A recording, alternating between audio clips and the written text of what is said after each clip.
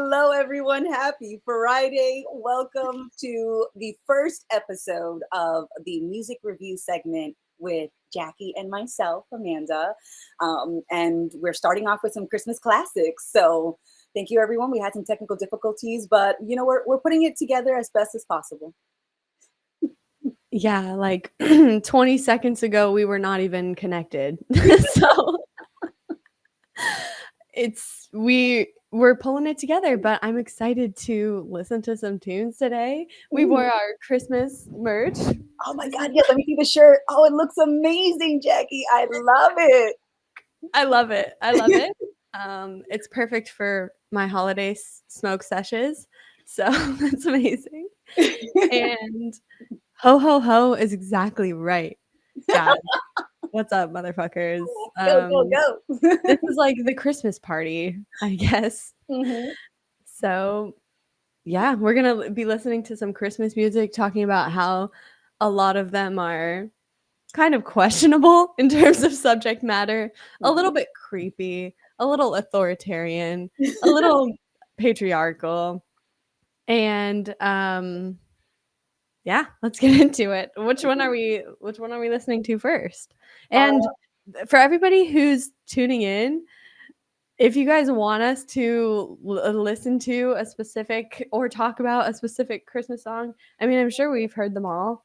Um, so feel free to request some in the chat if you like, but we have already listened to some beforehand that we're going to get into. Oh my goodness, that's a great idea. Yes, please make some suggestions. I definitely wanted to start with a very popular Christmas song, Feliz Navidad. I want to wish you a Merry Christmas because I learned so much about the singer-songwriter Jose Feliciano, who was a Puerto Rican singer-songwriter. And he was born blind and still learned how to play a guitar and overcame the challenge of being born blind, and he wrote the song in 1970, and it's such a great blend of Latin rhythms and American pop, and so I love that song, and I love that it's like three lines. It's like three whole lines in that whole song. Feliz Navidad, cha cha cha cha cha. Feliz Navidad, cha cha cha cha cha. Feliz Navidad y prospero año y felicidad. I want to wish you a Merry Christmas from the bottom of my heart. I love, and that's it. That's it. Those are the whole. That's all lines of the movie of that song. That's it. And then it's just play like those. That chorus is over and over. But I think it's so great that the song represents like his Puerto Rican heritage, but also that Christmas is goes beyond just being an American holiday or a Christian holiday, that it transcends cultural boundaries. And so I love that song, and I'm pretty sure almost everybody knows it, or most people know it. Yeah, it's probably, I mean, maybe I'm just ignorant, but I'm like, maybe I feel like I haven't heard many other Christmas songs in a different language other than English. So that's cool. But yeah, that one's just a classic. Gets the party jumping. It's so upbeat, like so a lot of Christmas songs. As I was like listening to Christmas songs in our like research, like a lot of them are like they're slower tempos. They're which I love that, right? I'm not knocking that, but like I love the songs that are a little more upbeat. Or what's the song, rocking around the Christmas tree? I love like the upbeat songs of it. So I'm gonna pull up the song on Spotify so we can play 10 seconds of it, because that's what we're allowed without paying copyright. Yeah, we're not trying to get flagged. So this is Nope. how it's gotta be. 10-second max, and then you will have to listen to it on your own, which I know you can do. I believe in you. If you found your way to this live stream, you can definitely find your way to YouTube. So Oh yeah, Spotify, Apple Music, it's everywhere. Go to a local bar. Like now is the time where you hear Christmas music at every mall, almost every restaurant. Christmas music is everywhere. You don't even have to go look for it. Oh my god! But I love that. I was like, this was like, he was so, it was so fascinating to read about Jose, and it's, I think it's one of the only like really popular songs that it blends English and Spanish. And I was like, that's right, go Jose, you did it. Si se puede. All right, let me see if I can find a. Does it start off in the beginning? Hold on, I'm gonna mute myself so I can know what 10 seconds we're gonna go with. I love when an artist is able to like break into a different cultural market and like there's something to be said. It can kind of turn into like a caricaturization of like a culture because I feel like that's definitely something that we see in like, you know, the US not being the most respectful of like Latinx cultures. Like it's very they very much make it into a monolith, but like those white people singing Feliz Navidad are like actually financially, you know, supporting these communities. So it's weird and interesting, I think, in terms of music, just to think about the business of it as well, because it can be so distinct from the cultural impact. Hmm. And yeah, I just think it's interesting when you talk about music in general to talk about ownership and like where the money is going, because that's a huge part that under supports everything else. And there's a lot to be said about the music industry. I feel like it's kind of shady in a lot of ways and exploitative. Yeah. Um, so yeah, I mean, I didn't really look into the backstory of like how all of these songs were produced, but I think that would be an interesting deep dive to go into. Oh yeah. Oh yeah. I know that you are all a lover of research and learning and exploring. So and I didn't do too much, right? I just like researched like who sung the song and who wrote the song, just in case the singer also happened to be the writer. Because like one of the songs that I had picked was the Christmas song, Merry Christmas to You, sung by Nat King Cole.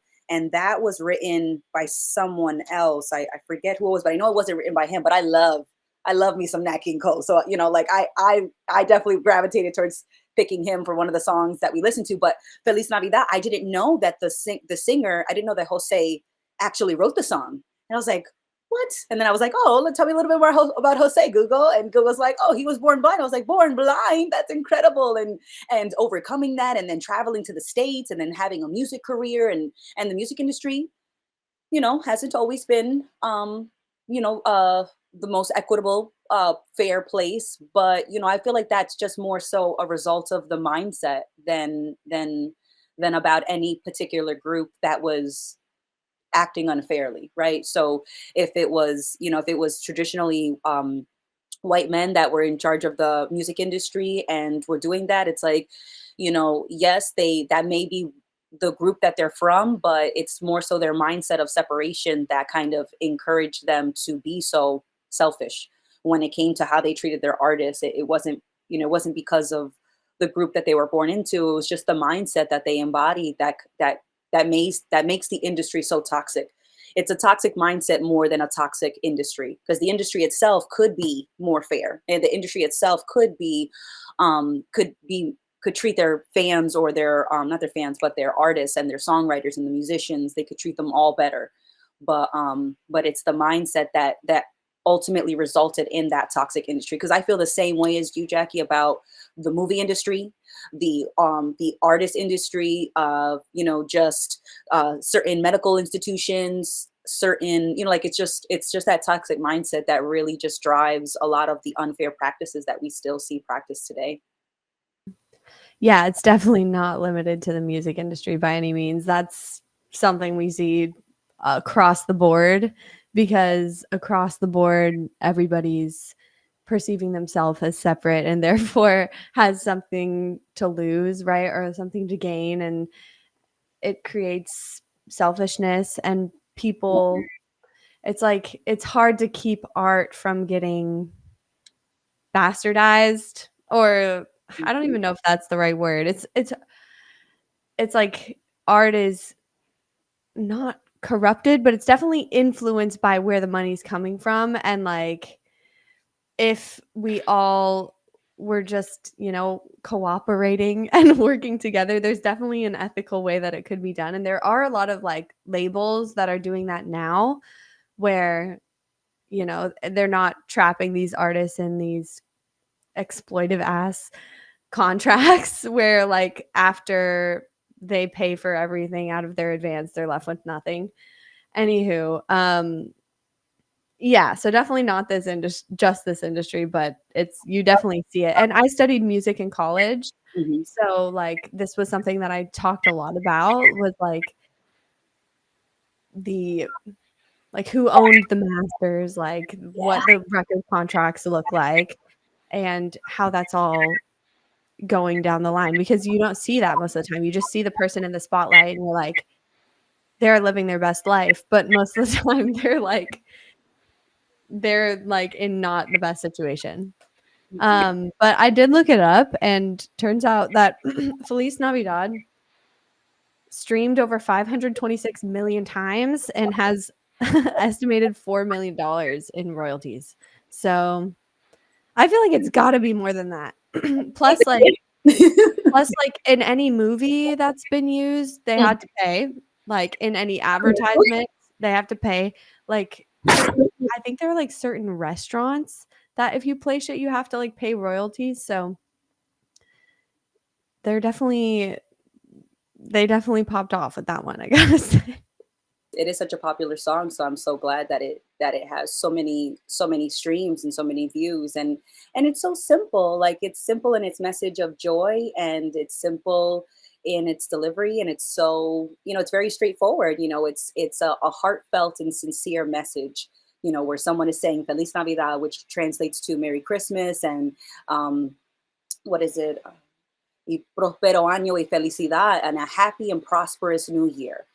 So I I think that's beautiful, and that's it. It's like somebody's just saying Merry Christmas, and I hope you have a happy and a prosperous new year, like wishing you the best.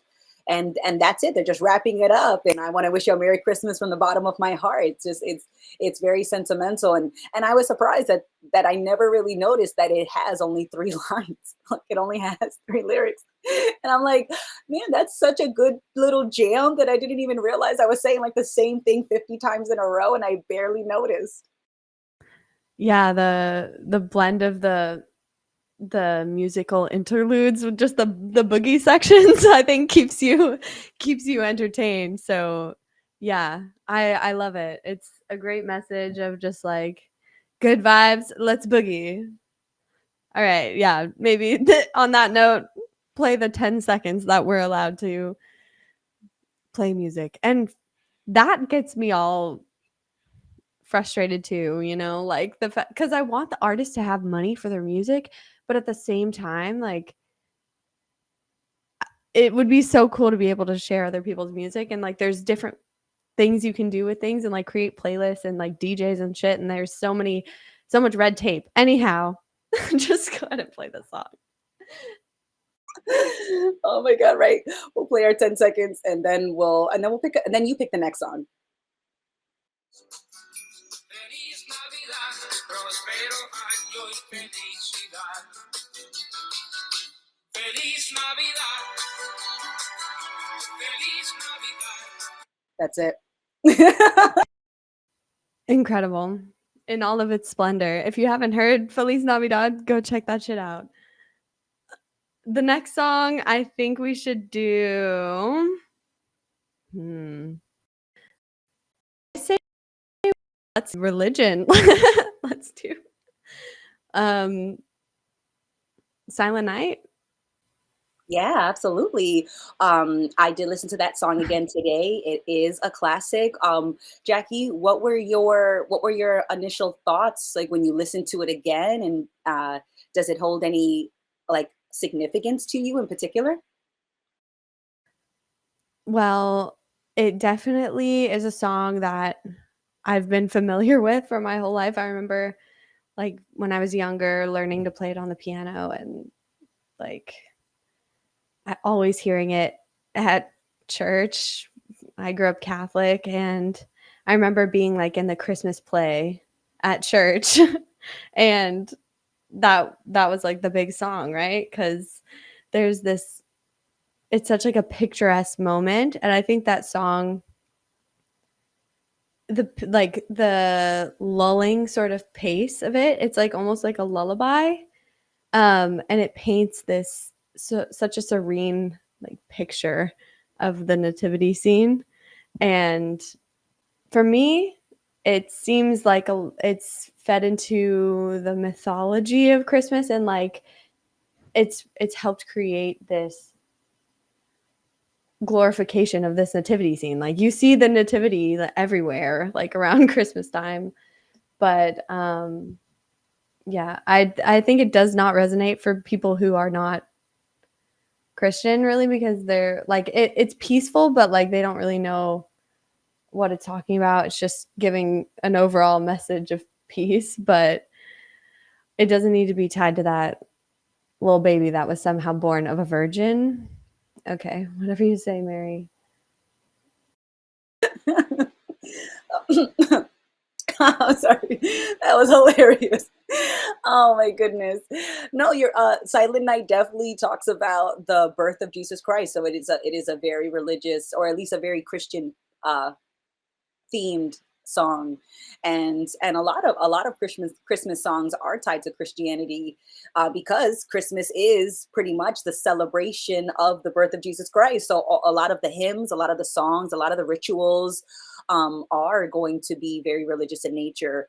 But I do think the peace, the peace and the that sentiment is something that is universally wanted and desired. And so I think even for people like myself, like I never really felt like I was incredibly religious. Even I was raised Roman Catholic, and then at some point we transitioned to practicing Jehovah Witness, and I never really resonated with either of those. But I loved the Christmas music because it felt like Christmas music embodied w- the best person we all wanted to be. And it felt like Christmas music, like songs like Silent Night, felt like we were singing about a harmonious and peaceful world.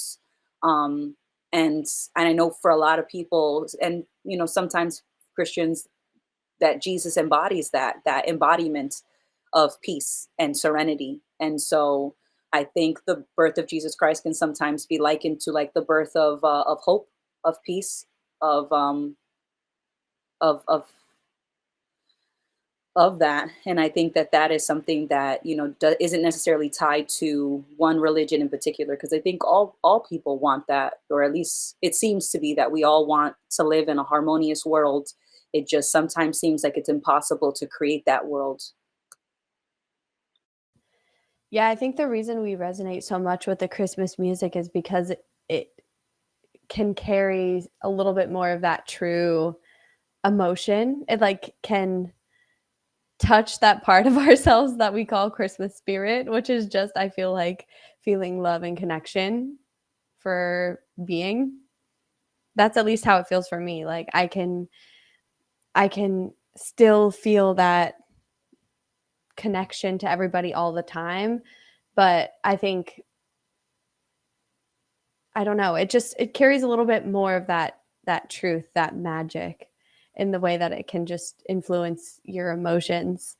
And that's very true, I think, of this song, because I listen to it and it's like very nostalgic and very, it just feels like you're cuddled up in a blanket, nice and safe, and you have like a warm beverage with friends around, right? And it's like a beautiful starry night. Right? Like it just paints this image so clearly. And that's one of the most powerful things about music in general, is that it can like take you somewhere else just through manipulation of like vibration. That's it's crazy. It's just a different form of communication. It's like an experiential sort of communication, if that makes sense. I am just getting the person who wrote Silent Night, because I didn't write that down. I was like, I thought I wrote it down, but I didn't.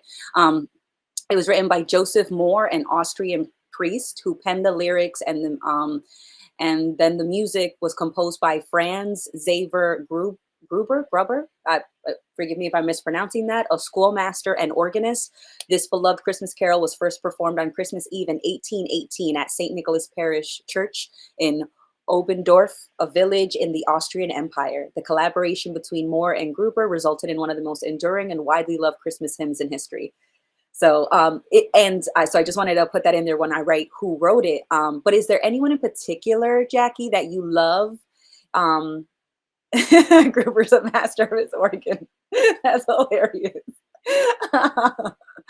um, but is there anyone in particular that you love their rendition? Like you love the performer or who sung Silent Night. Is there anyone in particular? I don't know if I do. I think the ones I like are like sung by a choir. I like when it's like a group of people for this song because I don't know, it just feels more ethereal.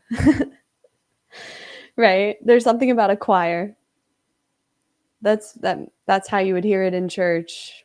And even though I'm not reminiscent about church, there's like a feeling of community and safety that was true, I think, around Christmas time. And you know, but it there's no specific rendition. Did you have a specific one? I I didn't, but when I looked it up, like the first people that pop up in the Spotify results were Frank Sinatra, The Temptations, Michael Bublé, and Mariah Carey. Any one of those in particular that you'd want to hear 10 seconds of? Frank Sinatra, maybe. Okay, awesome, awesome. That is perfect. Hold on, let me mute myself and get to like at least something. This is really fun. We're really just winging this on the fly, and it's great. Thank you guys for tuning in and watching us get our way through this. We're we're working with what we have, considering we can only play 10 seconds of the song, but I still am appreciative. Absolutely. An excellent choice. I love Frank Sinatra, excellent artist. He has such a memorable voice. So let's get it started. I'm going to play it now. Silent night,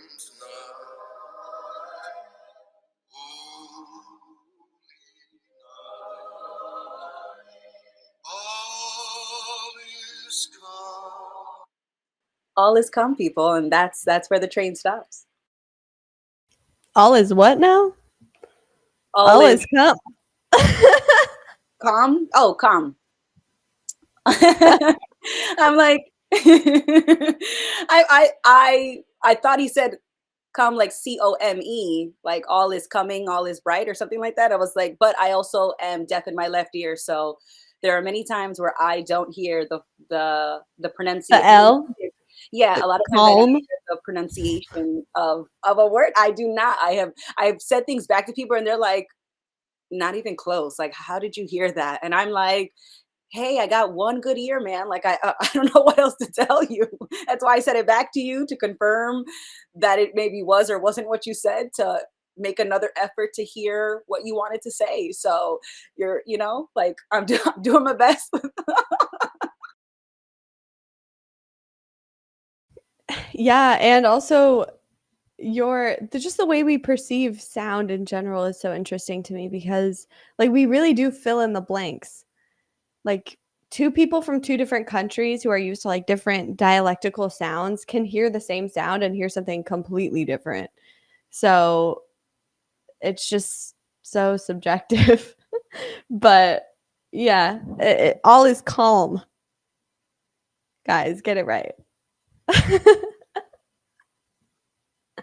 So that was a great one. You want to move on to the next song? Yes, yes. I just wanted to get the last song title and performer up. Oh, and I did mention it, but we didn't get into it. the Christmas song "Merry Christmas to You" sung by Nat King Cole, but it's typically known as chestnuts roasting on an open fire, and I love that song. And it is so good. It definitely was not written by Nat King Cole, but I always think of it as a classic holiday song. I always love listening to it, and I love Nat King Cole's voice. His voice is so warm, and I think that added to how this song became, or how his rendition became a classic rendition. Because I tend to hear Nat King Cole's version of chestnuts roasting over an open fire typically. But who do you tend to hear this song sung by someone else? I also agree that I'm pro Nat King Cole version. I For some reason, I like the original versions that I heard when I was younger, something like that. Like, for me, I have a favorite version usually of Christmas songs, so yeah, that's definitely the Nat King Cole version. But there is that one guy on TikTok who sang it, who was like, uh, he didn't speak English, or English wasn't his first language, but he was singing that song, and it went like really viral. And maybe some of y'all have seen it, but that's just an interesting little factoid about that song too. Oh, absolutely.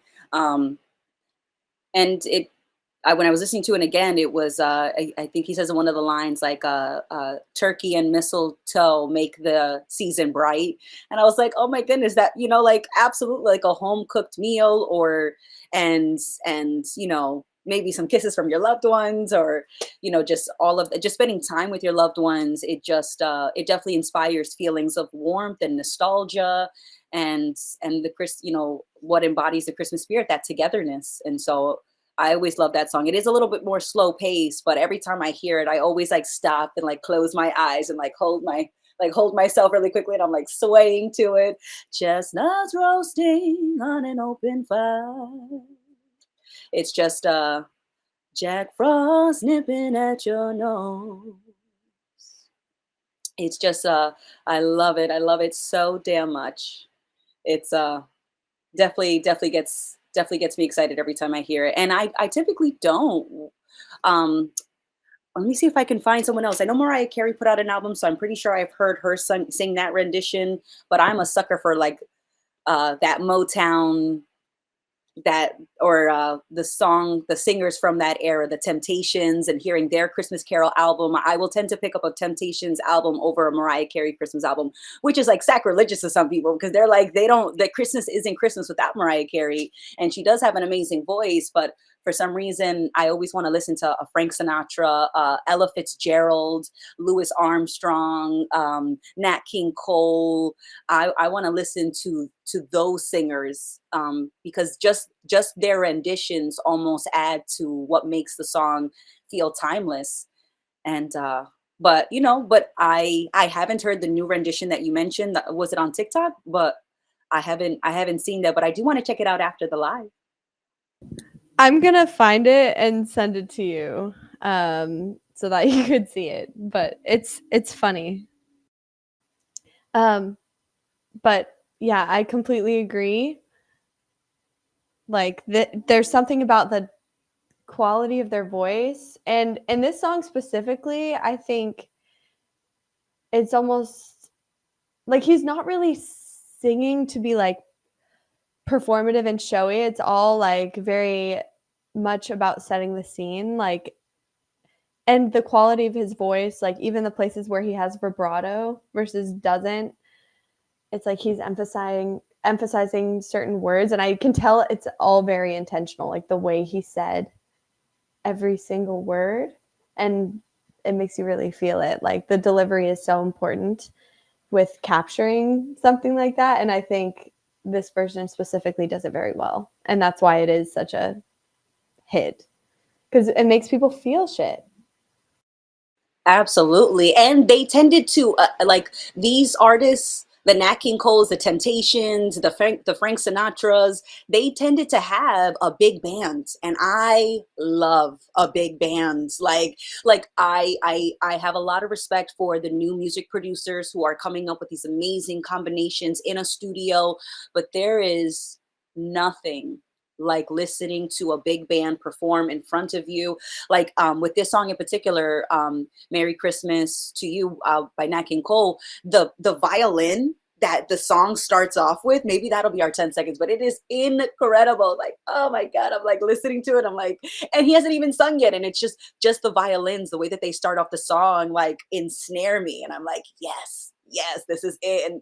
And so I love listening to the sound of the big band that's playing with them, because those they're just as much artists, and they are feeling it, whether they are playing the guitar, they're playing the piano, the violin. It's just, you can feel the love that people have when they're playing these instruments, and that love translates into the song, and it just adds so much more warmth. It feels like the big band adds like a sense of warmth and comfort to it, which are central themes of the holiday season. So I feel like that adds to it. And when I tend to hear the remakes of these songs, like they all sound like super modern for the most part. It's like I can hear the studio that it was made in. And I know that the big bands also recorded in studios, but it was the whole band was in there. It wasn't like, pressing buttons and putting the recorded sounds. Like these artists, these guitarists, these violinists, they were playing live in the studio with these artists. And so it's just it was absolutely magical. So I love it. And then this song in particular talks about like Christmas traditions and Yuletide, what is it? Yuletide carols, mistletoe, and the anticipation of Santa Claus's arrival. So like all things that are very Christmassy. So I really love it. And then um they say Nat King Cole's rendition is known for its emotional depth. And I think that's because of the emotion that you can hear coming from him in his voice. And that's typical of that era. So a lot of the songs that I picked, the versions that I picked all have like these older art, like these iconic artists is the better word that I'd like to use for them. Not old music, but iconic music. And there's something about it that just hits just the same way as it did when it first came out. But imagine seeing like Nat King Cole perform this live. Oh my God, I would have lost my mind. Like this, like being able to see like when this first came out and he's like doing the tour around the country. You'd be like, what? Did you get the record? I got the record. I just went to the record store and I bought it for like 25 cents. So, which I totally made that up. I do not know what the price was. Yeah, I think it's more organic in the way that it was recorded. Yeah, recording something with a band in one take is special because there's a connection between all those people in that room, right? Like there's a visceral feeling of making music with a group of people, and it's different than what it would sound like if all of those individual artists were in a recording booth on their own, recording their individualized parts, and then a producer putting them all together. And I think you can feel that on a subconscious level. You might not even be able to tell the difference in terms of just listening. I mean, especially if you're not into music production or like you aren't familiar with how any of that would go down. Like I feel like it still translates.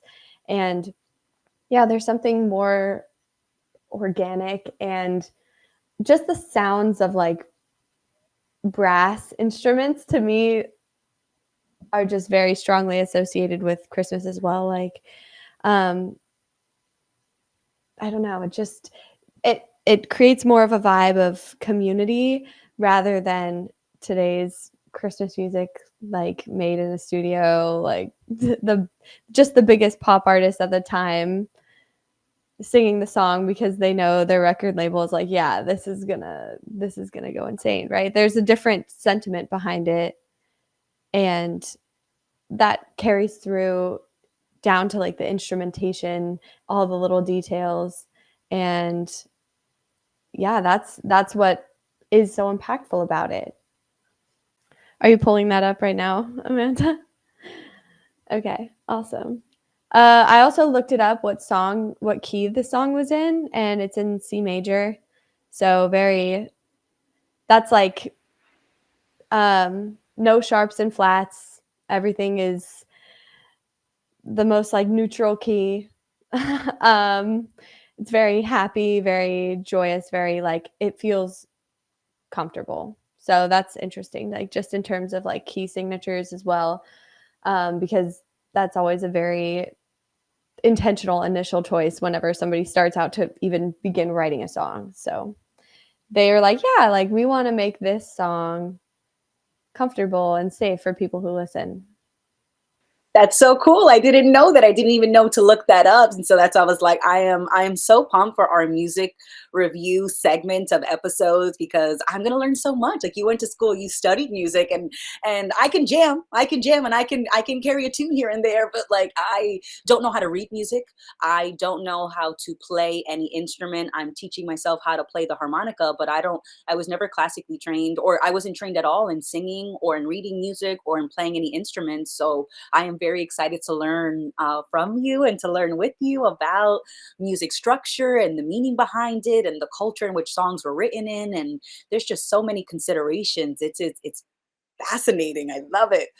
Oh my goodness. All right. I have our song ready for just our 10-second snippet of Nat. Yuletide carols being sung by choir and folks dressed up like Eskimos. Everybody knows. Oh my goodness, I love him so much. God, the sweeping violins. Oh my god. Oh my god. Yeah, that's just magical. And that, wow.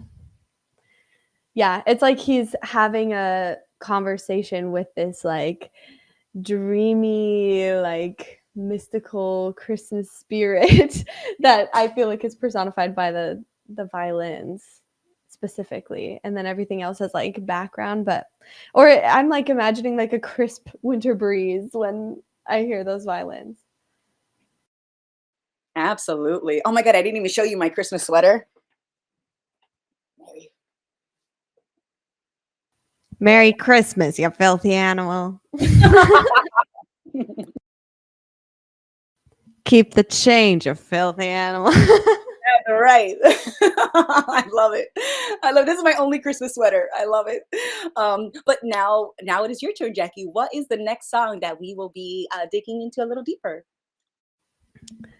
Let's do Baby It's Cold Outside because we were having a conversation about this one the other week or the other day on Wednesday. Mhm. And it's just so blatantly coercion. It's very creepy. Like it's very the conversation between the guy and the girl in this song, if you haven't heard it, it's basically she's like, I can't stay, I need to go home. And he's like, oh no, but it's cold out there. You should stay here. Let me take your hat off. Like, you look so beautiful. Let me pour you a drink. There's one line where she's like, say, what's in this drink? And he like dodges the question. So, yeah, that one's an interesting one considering it's been in circulation for as long as I've been alive, and I've never heard anybody really be concerned about it. It was even in the movie Elf, and that there's that scene where like she's showering, um, Zoe Deschanel's character is like in the shower, and like Will Ferrell comes in, and he's like not creeping on her, but she's singing "Baby It's Cold Outside," and he's doing the other part. But yeah, I think that's an interesting element to that song is that it's kind of coercive. It sounds very rapey. I definitely I definitely looked up this song and the history actually surprised me about it a little bit where Baby It's Cold Outside was written by Frank Loesser, I want to say is pronounced, and he wrote it for his then wife, Len Garland. And so when you think about singing this song from a husband to a wife, it feels like it's consensual flirtation, right? And when I think about the implications of it when it's not a husband to a wife, and maybe it's to two people who are just dating and getting to know each other, some of the lyrics, can definitely seem a bit problematic, because sometimes, like, the consent isn't clear. And I know that that's been a growing concern for a lot of us, in modern dating. So I definitely, that definitely changed my perspective on the song when I had learned that it was written by a husband for his wife. Because, like, not that there can't be, not that there doesn't need to be complicit or very clear consent given in marriages, because of course there still needs to be consent. But at least I know that from the guy who wrote it, they're adults. They're two adults in a marriage. And I have been very playful with partners in the past, romantic partners myself, where, like, I play like it's a no, and we both know it's a yes. And so that's a pretty normal behavior that I felt in a lot of my relationships. And so, like, that cat and mouse dynamic. And so I always liked that. But if I'm thinking about, like, some of the lines where she's questioning the drink, you're like, maybe we need to, which there has been the case where people have rewritten this song, and they've rewritten some of the lyrics so that it is a little more clear about the consent. Because the traditional lyrics definitely, they give you a bit to consider, right? And so it's not that the song is 100% problematic, or that it's not. It's just that, maybe there are some considerations to make when we think about the lyrics outside of a marriage relationship dynamic. And we can always just rewrite some of them so that it's a little more clear that consent is something that we want to get, that we want to be sure someone is giving to us because they want to, not because they're being coerced. And so I feel like with communication, it's not so black and white. And we all can learn how to listen better, and we all can learn how to better communicate our boundaries, especially when we're dating somebody that we're not married to. And we're all consenting and participants in it. So I feel like at first, when I first listened to it again, I thought it was a little bit more problematic. And then once I learned a little bit about the history, I was like, okay, well, in different contexts, it's more flirtatious than dangerous. And that I really liked that there were people who rewrote it and to change some of the lyrics so that it could be clear that consent is something that we want to get and that we want to make sure is given freely. That's a great point. It's not like objectively creepy, but there's definitely a little bit of a moment of question that is warranted. However, it was written in 1944, so the social conventions were really different. And I looked it up a little bit, and it says the cultural expectations that the song's writing were such that women were not socially permitted to spend the night with a boyfriend or fiance, and that the woman states that she wants to stay. So she like wants to stay, but is she's like not allowed socially to like be outright about it. So I feel like that might be the dynamic. And yeah, it's different when you see the context of, yeah, they're, if them being married. Yeah, it was written for a married couple, but um yeah, so context is definitely important. There are some very questionable lines considering our perspective today. So yeah, it's worth maybe revisiting those, especially if something is going to continue to exist as like a cultural, like iconic song, right? Like if it's going to continue to be in rotation, we might want to consider how it's being perceived by like especially young people today, right? Like that's I think something that young people struggle with a lot because we're not taught about like consent as much as we probably should be. That that's something that we struggle with. And so better to not encourage coercion of stay don't try and keep people in your house. I was telling Amanda this song when I listened to it again, I was picturing him just like standing in front of the door. And that's really messed up, but that's just from my perspective how I would be perceiving it. Anywho, we can play a little bit. Oh yeah, definitely. And it's definitely worth a conversation. I I know that lines aren't always so clear, and sometimes people have the best intentions and they still end up crossing some line with someone, but both ways, men to women, women to men, people to people, just across, just everyone can accidentally, maybe cross a line that they didn't mean to. But I think it's important for us to have just this open dialogue about the songs that we keep in rotation, about the traditions that we uphold, about the beliefs that we hold on to.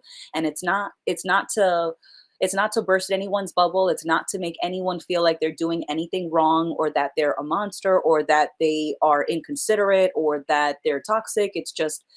But it is all of this. Every part of our culture is worth looking at, talking about openly, and considering new considerations, because sometimes it doesn't feel very pleasant, but I'd rather feel unpleasant and learn something new with a friend, with a family member, with a romantic partner. And so I'm glad when especially the people that are close to me open up about an opinion that they may know or think is different than mine. Like, so what? We don't have to agree on everything, but um I I want to be a safe space to just talk about anything and everything, because we should be able to talk about anything and everything, because you don't have to take anything personally. So if you're on one side of the fence, so be it. But that doesn't mean that you can't talk through the fence, or you can't, meet more in the middle, because there's always something that we can learn from the music and the movies and the books and the literature that we read and consume, because we tend to identify with it a little bit, but that doesn't mean that that is all that you are. So I was gonna ask, is there a artist in particular that you liked their rendition, like the way that they sang "Baby It's Cold Outside"? Did you want to listen to the Elf version, like the 10 seconds? We could do the elf version. I like the Dean Martin version. Yes, you know me, I am old school. I want to go old school all the way. So I would pick Dean Martin over the Elf music, the Elf rendition of that song. So Dean Martin, here we come. I love it. I'm gonna find like 10 seconds. Give me 1 second. Yes, and another just tidbit about the structure of this song, it's a call and response. So that's the style where it's a duet, and like they're interacting with each other. And that these songs are super fun, and I think that's probably why this song has earned such a place in people's heart, I guess, is because like it's playful, and it's uh yeah, it's just playful. Like it it captures like the jovial spirit of the season, I would say. Like creepiness aside, it is playful for sure. I'm gonna see what key it's in. Oh yes, awesome. Yes, you do that, and I'm gonna play the first 10 seconds of it.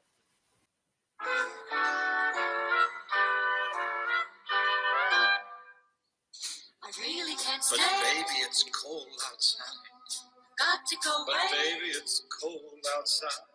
This evening has been hoping that you drop me. I love it. That is such a more upbeat version of the song, and I love Dean Martin's voice. It's amazing. Oh my God! Speaking of Dean Martin, I saw him in Ocean's 11. There was an original version of Ocean's 11. Is it over 11? I think it is 11, and it had Dean Martin, Frank Sinatra, Sammy Davis, and one other big name, and it was incredible. it was absolutely incredible. I love that version of the movie of Ocean's 11 way more than the one with George Clooney and Brad Pitt. Like their modern, you know, like it was a great rendition of the movie. Loved it, but like if you haven't seen the version with Dean Martin, highly recommend seeing that Ocean's 11. Like, and they sing in the movies, and their soundtracks are playing in the movie. It was, oh my god, it was incredible, and they look so dashing in their suits. I was just, I'm a huge fan of that version of the movie. I'm gonna have to check that out. I don't think I've seen either version of Ocean's 11, so I'll have to give that a watch. I think it's your turn to pick the next song. So what are we doing? Oh wait, did you find out what key this Dean Martin was in?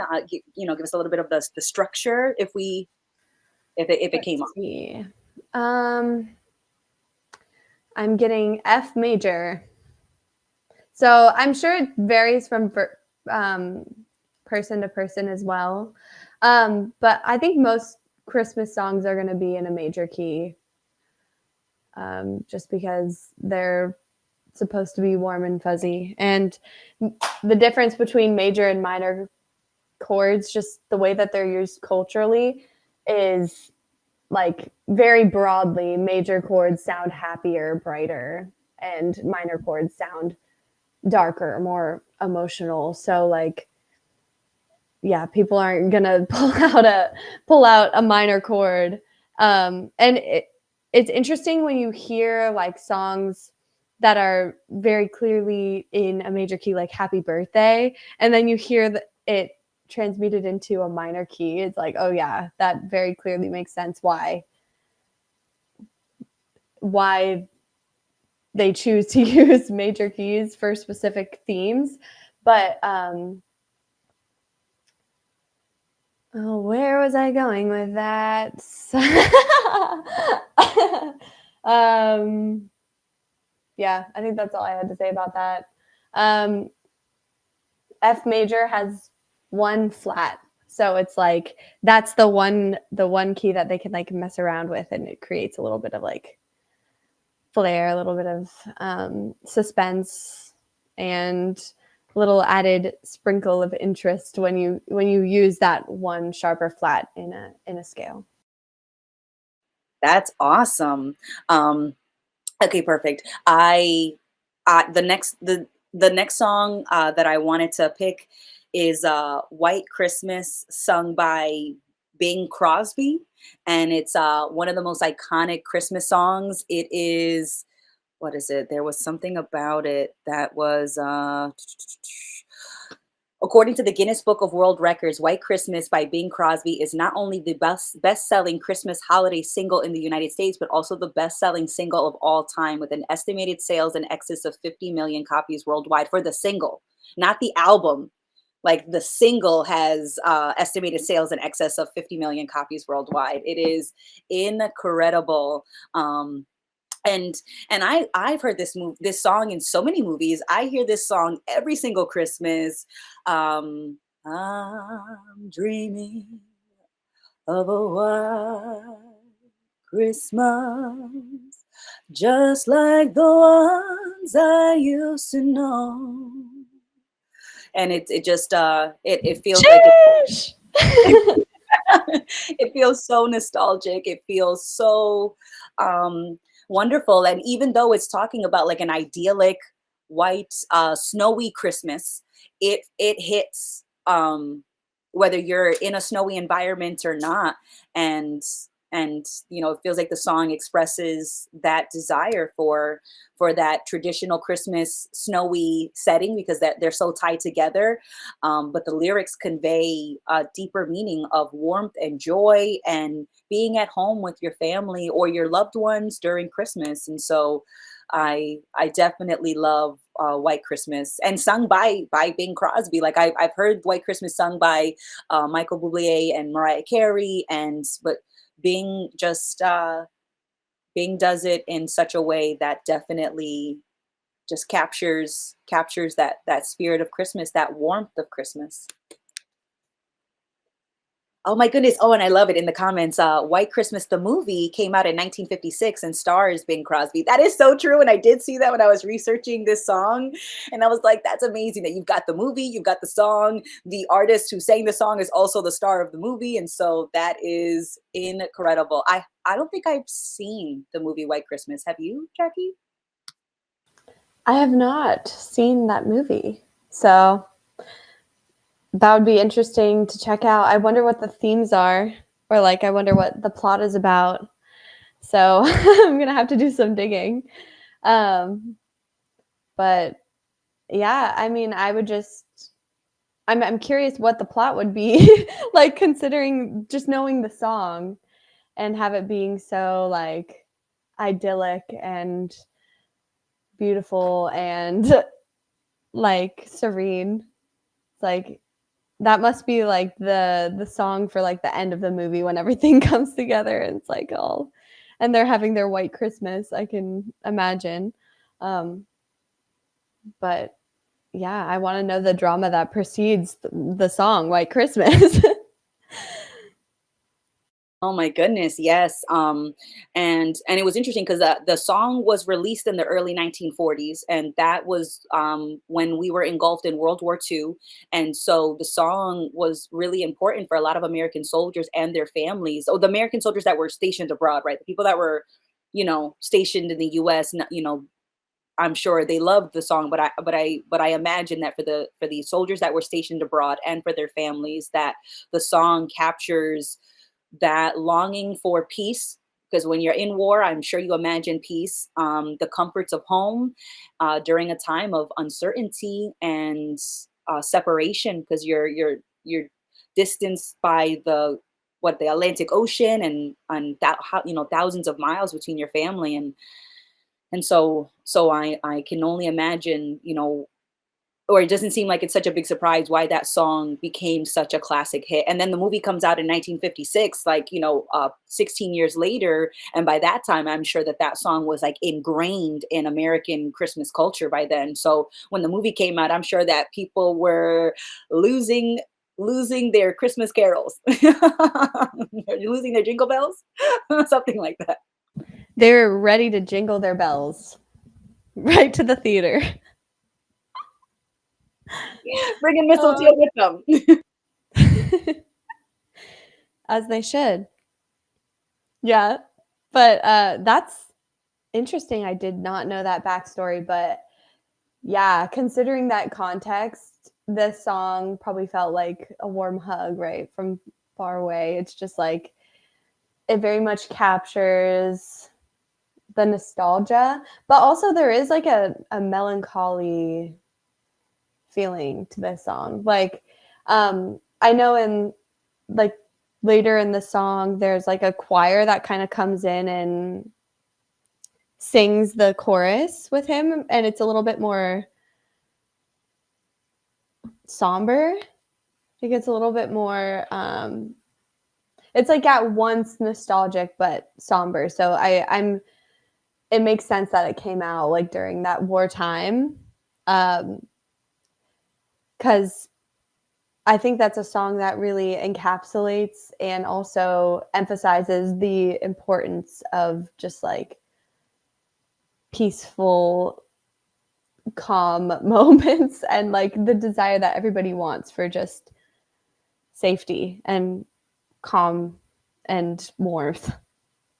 So, yeah, that's really beautiful. I'm gonna have to watch that movie, but you can pull up the song whenever you're ready, girl.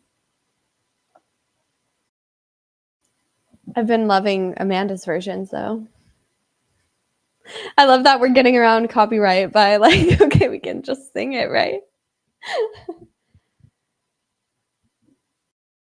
We're working the system. We're working the Christmas system. I'm getting I'm getting all the jingle out of these bells.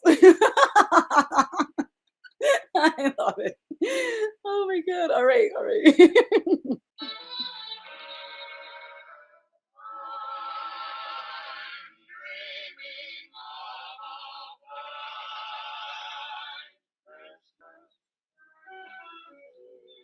Just like the ones I knew.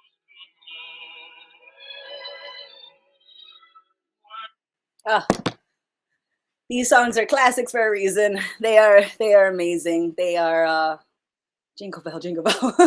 That's right. That is perfect. But no, I'm really glad that we decided to start off our music review episode with Christmas songs right before Christmas. Like that's fantastic. I do have to get on the road soon because I'm gonna go I've got an adventure awaiting me after this, but I think we do have time for one more song to select, Jackie. So, what would you like to be our final song of our music review? I think we should talk about Mariah Carey. I think we should. All right, All what's I want for Christmas is oh my you. I kind of hit that though, honestly.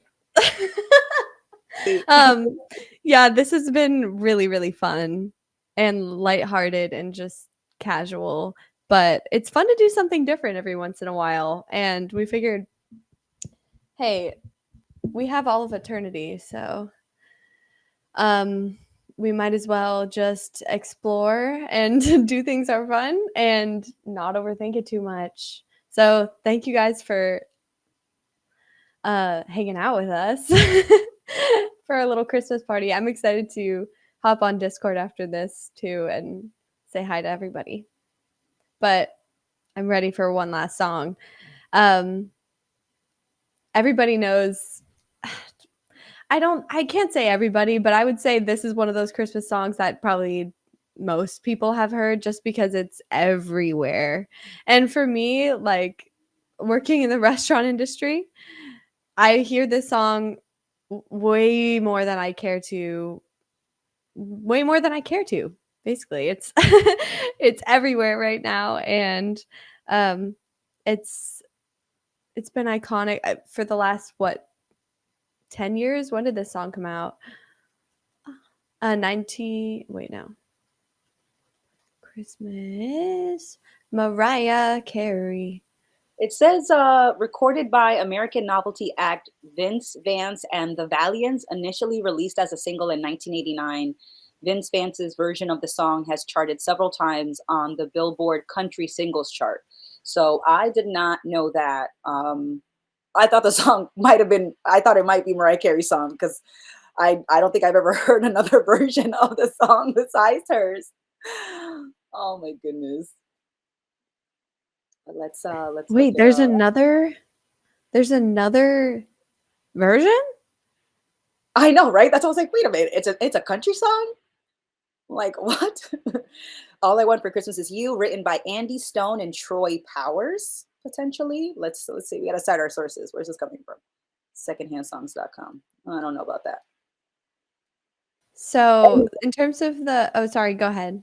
Oh, Spotify says it's written by Mariah Carey and Walter Afanasieff. I'm probably destroying that last name, but Spotify shows it's written by Mariah Carey and Walter, and produced by them as well.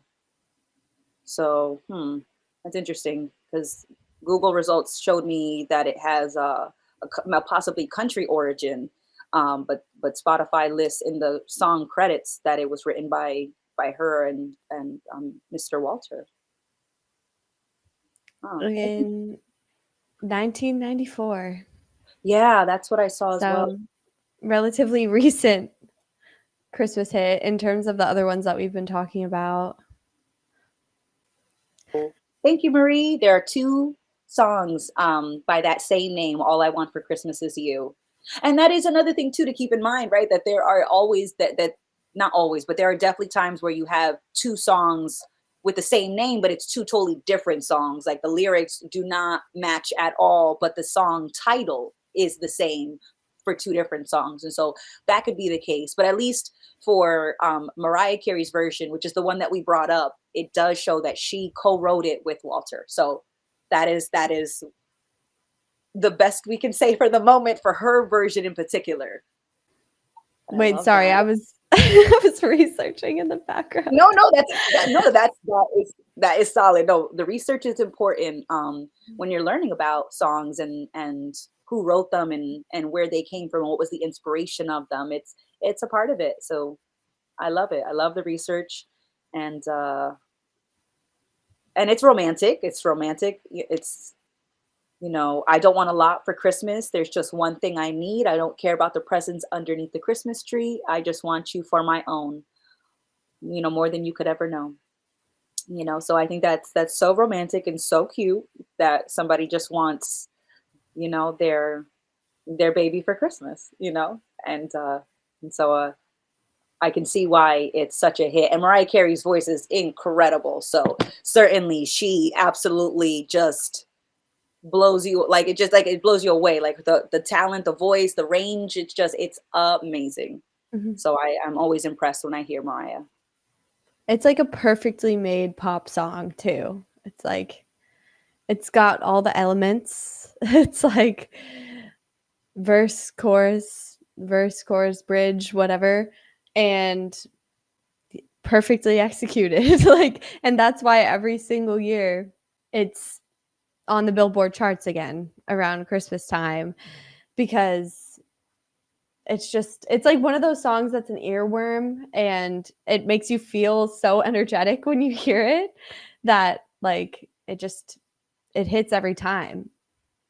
Like I I don't even know how many hundreds of millions of times I've heard that song, but I still can't help myself but try and hit the whistle notes every time that I hear it, right? So I think that's a testament to just great songwriting in general. And yeah, it's like love. The theme is just love and connection, but it's also really lighthearted, right? It's like it's not serious. It's not trying to like make you feel any like super deep emotions. It's just like, yeah, I love Christmas. All I want is you. Mwah, mwah, right? Like good vibes. So, yeah. Absolutely. That is, it is. It's definitely, this is a song that is, for the couples out there and in hopefully healthy relationships, because, we certainly can see how people can take that as meaning something about them, to be in a relationship. And Christmas is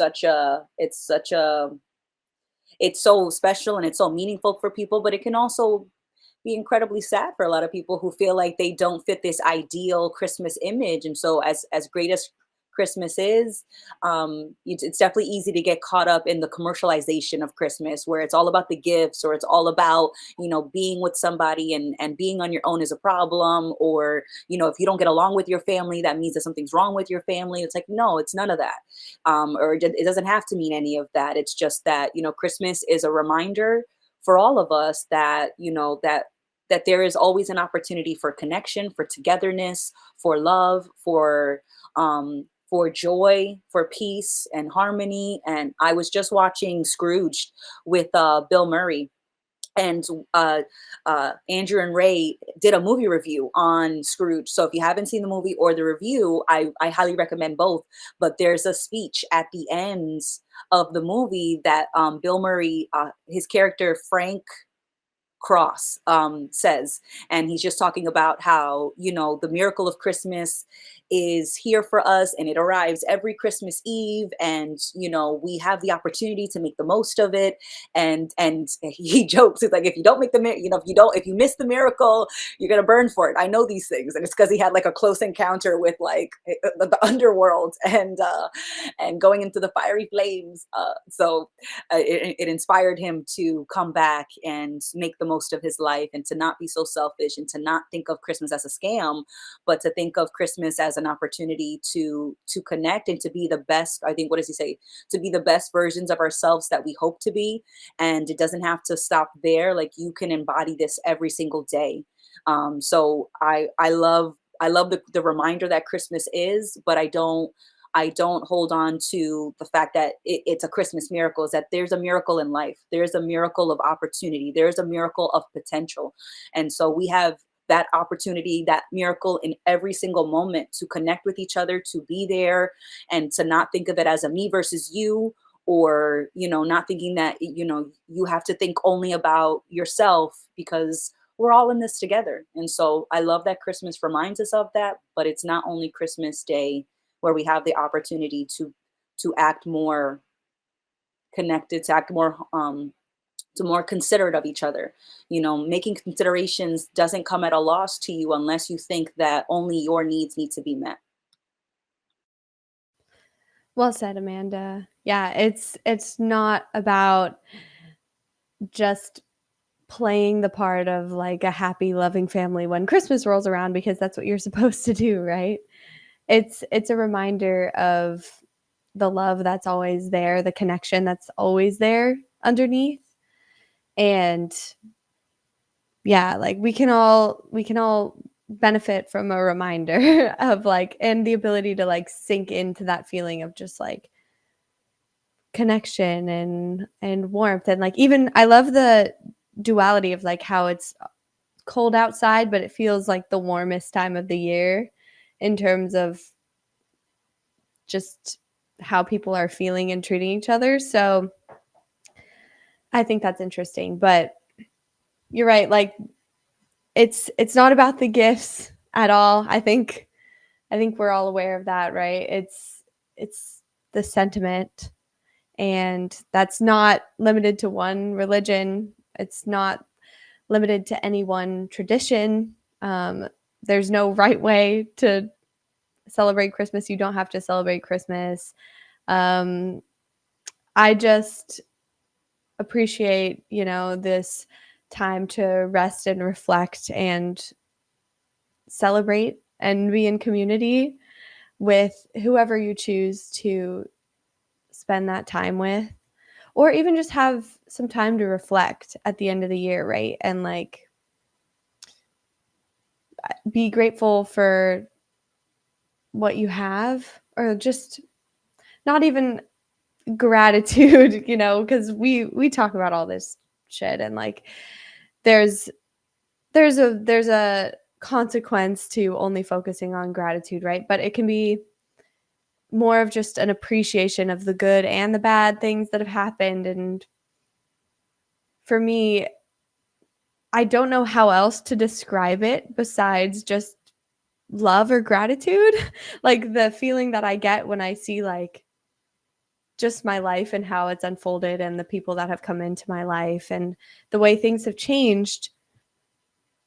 And it's not like I'm thankful to anybody else or loving of anybody else. It's just like all of it.